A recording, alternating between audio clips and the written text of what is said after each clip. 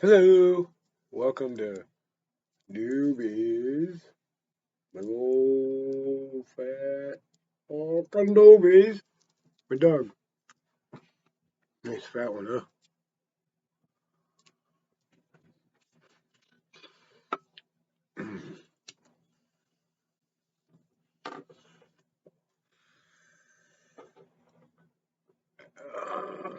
Happy Friday, Thursday, Wednesday, happy day.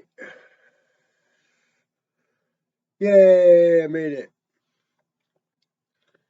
Oh man, you ever have one of those days? You just get out of bed, and it seems like more than you want to do to make coffee.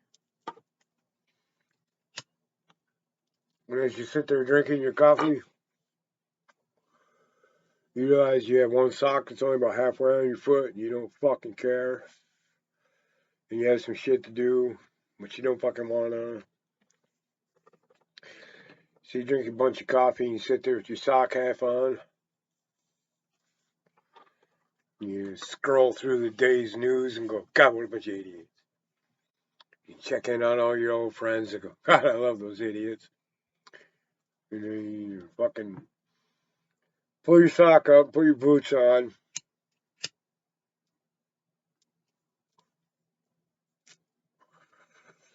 and go do what you gotta do. Uh, uh, I touched on this earlier in connection to a meme that somebody posted about triggers. Um, Everybody has their triggers.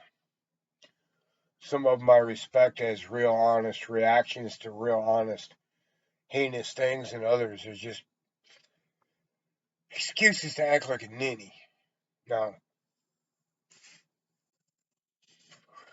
I talk about my biggest trigger. My biggest trigger is the smell of cooking meat. I'm not going to get into the specifics of why cooking meat brings out unpleasantness within me. I would just like to point out that regardless of how you shake it down, twist it around, spin it up and down, do whatever you want to do with it, chopping other animals up into chunks and burning them so that you can eat them is a violent, archaic thing, and it's gross.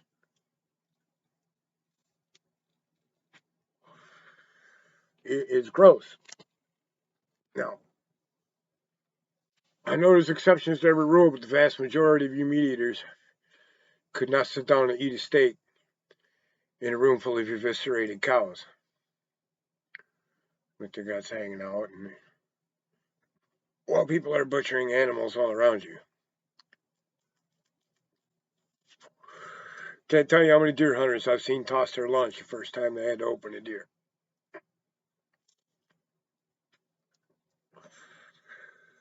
Okay?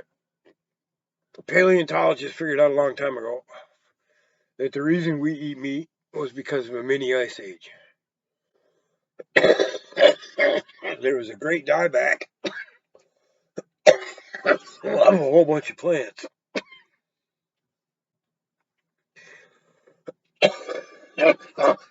And people were forced to eat animals. Now, there may have been overall weirdos that were just into eating animals, or people on islands and so on and so forth that uh, just had no choice but to eat the stuff out of the sea because there just wasn't anything available to them where they were. But for the vast majority, people, humans, Homo sapiens sapiens, are not carnivores.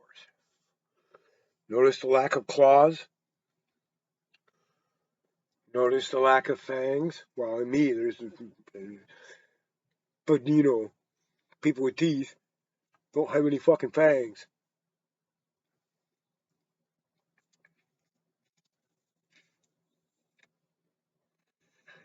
Our bodies are not designed to eat it. So, You can call it a trigger if you want to. I don't. I call it a lack of desensitization. I try to. I can't always say it. Desensitization. Close enough. I don't have the dead thing filter. There's not a whole lot of difference to me between roadkill on the Arizona highway at noon on a Sunday and Burger King in Lansing. They smell vaguely the same.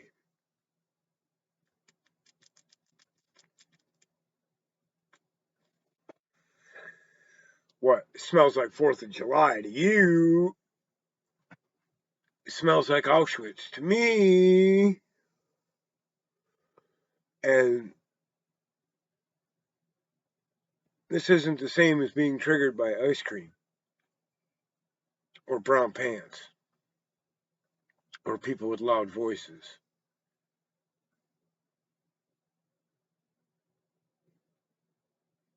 People are just animals, like any other animals. When you burn one, it doesn't smell any different than when you burn a cow. I mean, it does, but it doesn't. It still smells like burning meat.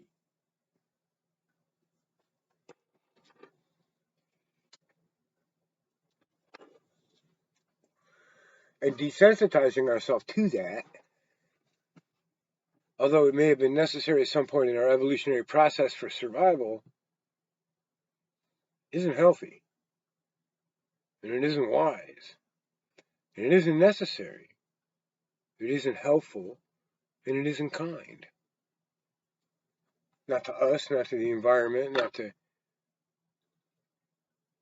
How many pounds of corn and grain does it make to make a pound of meat?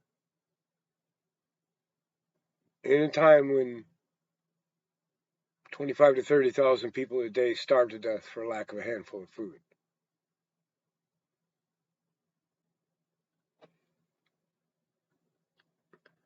So, triggers, it gets thrown around a lot.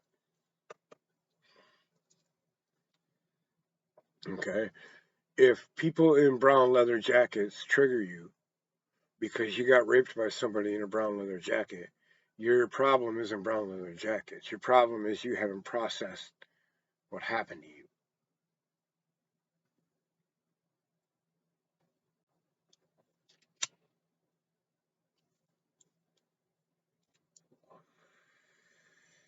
You can't use this idea of triggers just as a crutch to avoid dealing with your own mental and emotional processing that you need to do as a human to learn and move on and evolve and become a better human.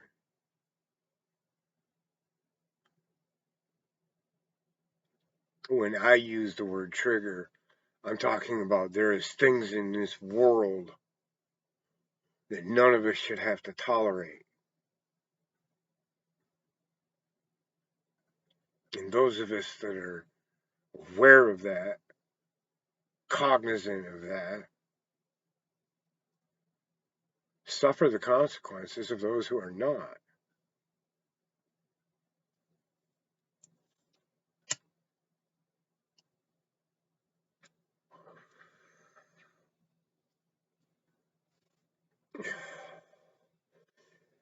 Krishnamurti said being well adjusted to a profoundly sick society is not a sign of mental health. I don't have a mental defect that makes me have a medical condition because of a smell. The smell of a burning animal should instinctively instill upon you, at the very least, a sense of unease, because you're an animal who greatly would like to avoid being on fire, or rotting, or burning. It shouldn't in any way, shape, or form ever be a pleasant smell to you. It's unnatural.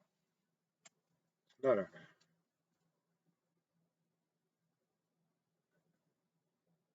unnatural sensitivity to something. It's a lack of being indoctrinated into what I see as a sick culture.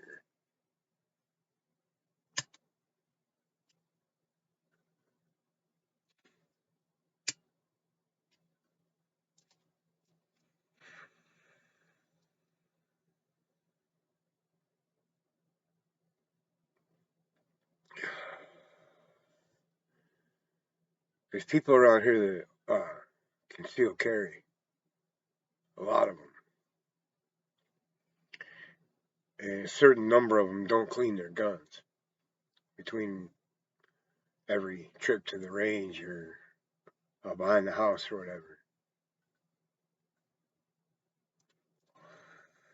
If you've ever been around a military person, you know that's a filthy fuck. That's tantamount to not washing your pits in the jail cell. That's letting your cock hang out in public. It's disgusting. They're so desensitized to it.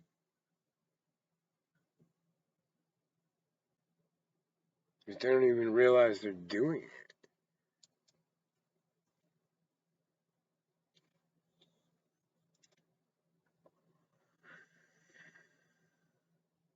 Newsflash, everything in Bangkok smells vaguely like fish and two-stroke oil.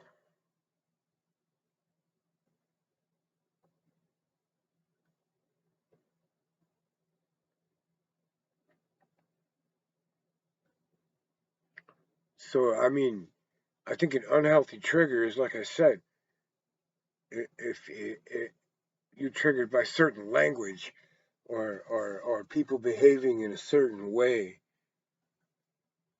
I think that's just an internal issue you need to work out within yourself, and the universe doesn't owe you any help there. But the things that trigger me aren't. It's it's not the same thing as what I see other people calling a trigger. People get triggered, they get upset over a certain type of behavior, like I said, or an action. The things that trigger me is injustice, destructive behavior, violence.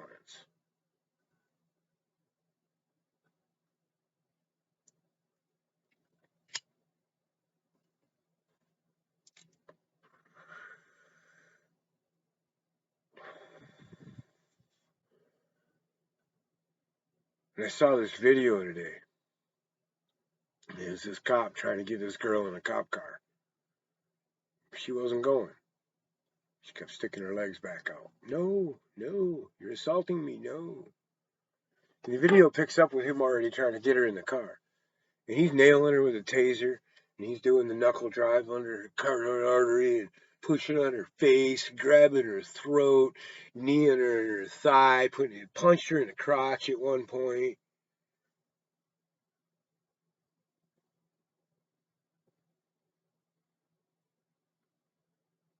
She's handcuffed. The only time it's okay for an officer to use force while effecting arrest is in defense of the bodily harm or death of himself or other people. Not because this girl is stupid or she's a bitch or because she won't subject to his arrest.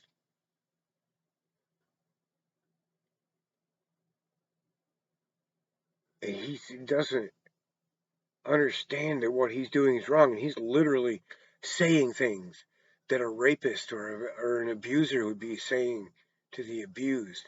You made me hurt you. Don't make me keep hurting you. And he's desensitized to it. And there's people in the comment section just defending his action. He's just doing his job. If you don't fight the cops, you don't get hurt. Blah blah blah. She wasn't fighting him. She's 120 pounds. There's two of them, 200 pounds apiece at least. You can't use a fucking taser on somebody because they won't follow your orders. A taser is to stop somebody from stabbing somebody or shooting somebody or hurting themselves or somebody else or the officer. It's not to make people do that's called torture. And the fact that anybody anywhere in America would even question that tells me they are nose blind to brutality. So maybe I do get triggered. But I'm walking around in a society full of people that smell like death and who behave like death is right there with them. And violence and evil are just a part of life. And it all starts to smell the same to me.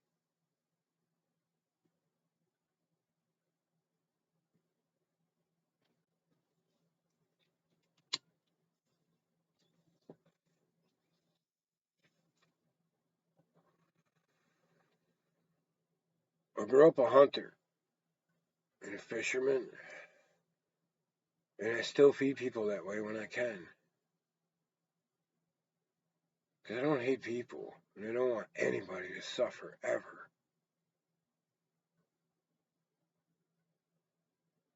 But those of us who have a choice, and know that we have a choice, have a moral imperative to have a real conversation about what is happening.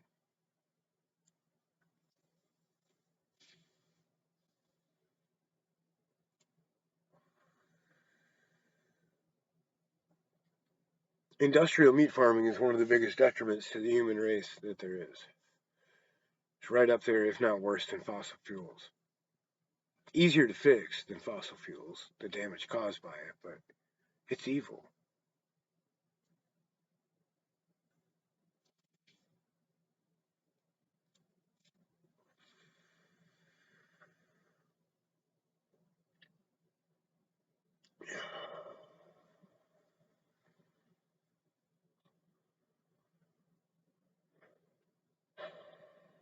So what are we going to do about that? Are we going to keep muddying the waters with the official narrative of what a anxiety disorder is, or the official narrative of what a trigger is, or the official narrative of what sustainable is, or the official narrative of what legislation needs to be passed in order to rectify the onward trends and horseshit?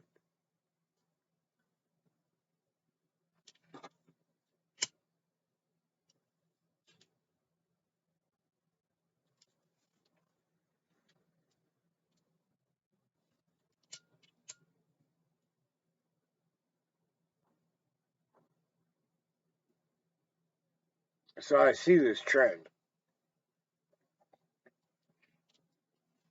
in the world. And this is part of the reason I'm so salty about this all the time. Because I'm watching a certain group of people and a certain bandwidth, a certain demographic of individuals in the world. That's who I'm keeping my eye on.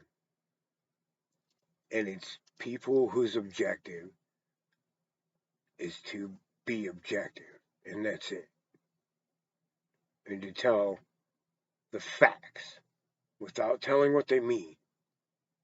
Just provide the facts. That's it. And some of them don't even know that's what they're doing. They're doing something completely different than just accidentally providing the facts that I want or need.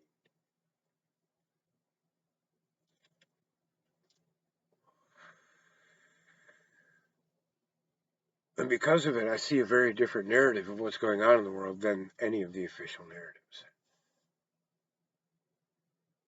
The Ukrainian Putin thing is about South Africa and China. It's about diamond mines. And it's about lithium. It's about rare earth metals.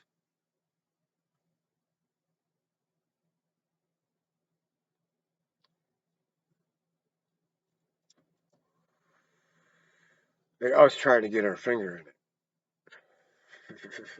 Us putting our finger in it. China's trying to pull our finger out of it. Using Russia. But the official narrative is group speak. Isn't that what Orwell called it? Group speak?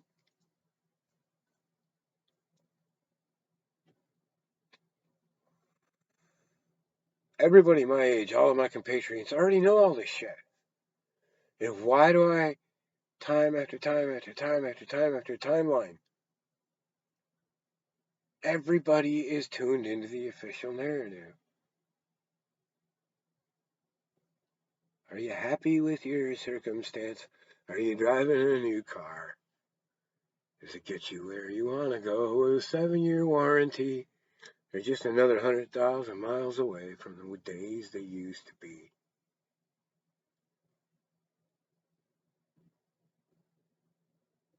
When did everybody get so gullible? The most dangerous politician in the world is the one that tells you everything you want to hear.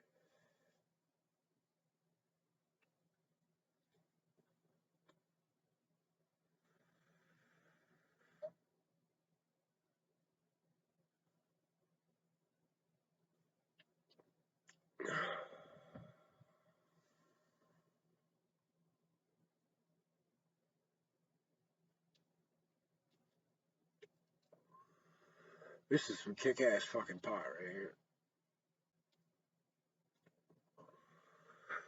It's from a farm called Fresh, P-H-R-E-S-H, which I just ordered a fucking hat from them. Yeah, I buy enough of their pot. I got enough bonus points, so I got some free swag.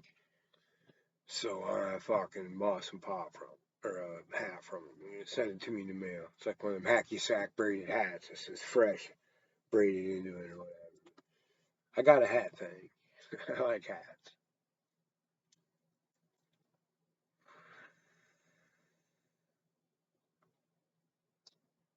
So yeah, watching this whole thing, society, watching the YouTube, watching the people around the world, the violence, the inundation of violence, the inundation of oppression. You know,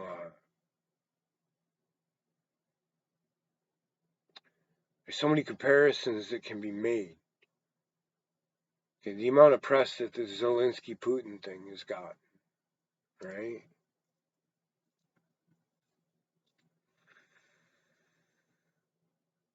How much press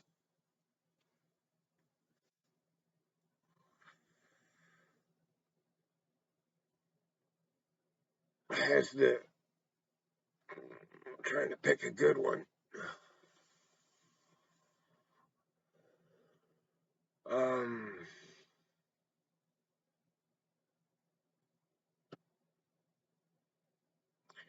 China Ethiopia situation gotten, or the Duterte situation, or the Congolese Christian situation.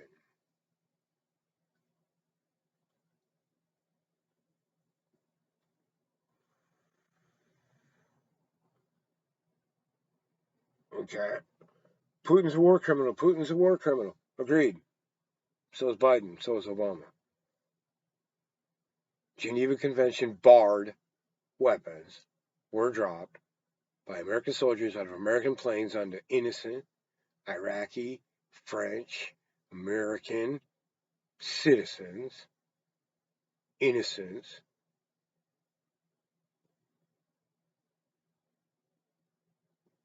to the tune of 1 million people.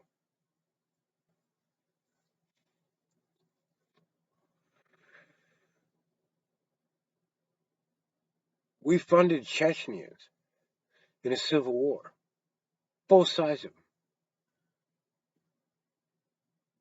so we could rape their country of resources.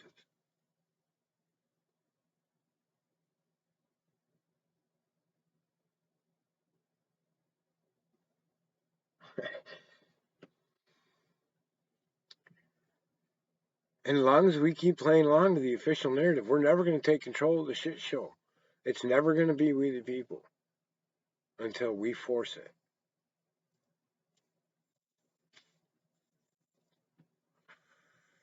The colonies became states because they forced it. Slavery ended because they forced it. Children in the factories and 80-hour weeks ended because they forced it. Pitchforks.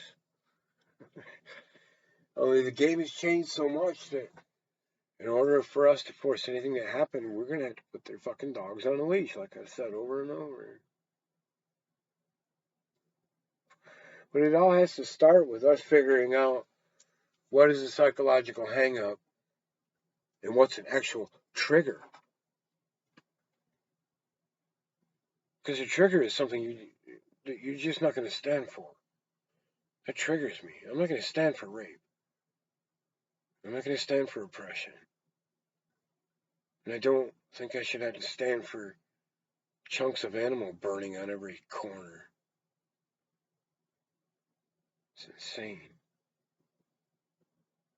And it's indicative of the desensitization of the human psyche.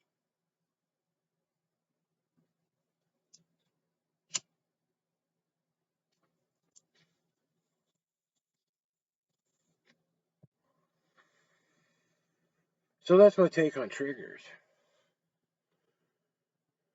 Other than, you want to be careful not to file the spring too much.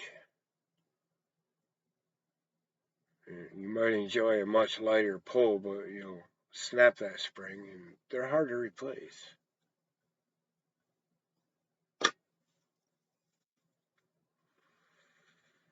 Someday I'll do one of these that's all happy go fun time.